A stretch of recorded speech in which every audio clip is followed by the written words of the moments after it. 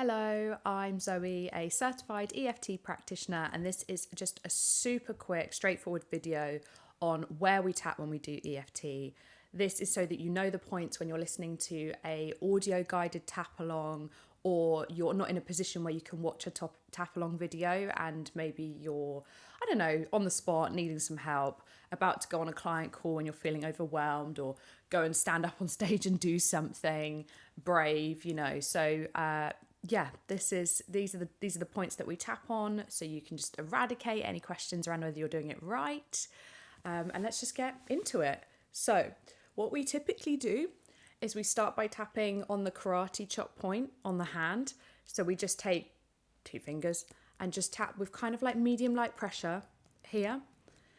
When we do a setup statement, which is usually the piece that we do at the beginning, we say, even though I, blah, blah, blah, blah, blah, I accept and love myself fully. Sounds a bit like that.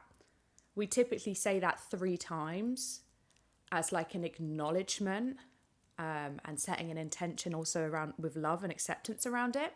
And we keep tapping on the same point. Then we move into phrases that really dig into the problem a lot of the time. So we will start tapping on the eyebrow point here. And we say one of the phrases. Then we go sort of outer corner of the eye, we tap in there.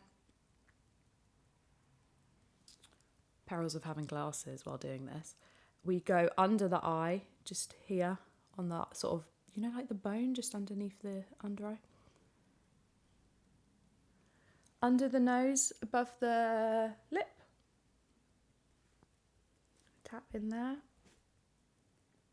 And then we go onto the chin, below the bottom lip. And then we go onto the collarbone. Sometimes people do 2, sometimes 1's fine. We go kind of like about an inch in from the neck on the collarbone. I kind of tend to tap a bit harder here, just to like, not in a painful way or anything, but it's just like, I think I do apply a little bit more pressure on the collarbone area just because where it is.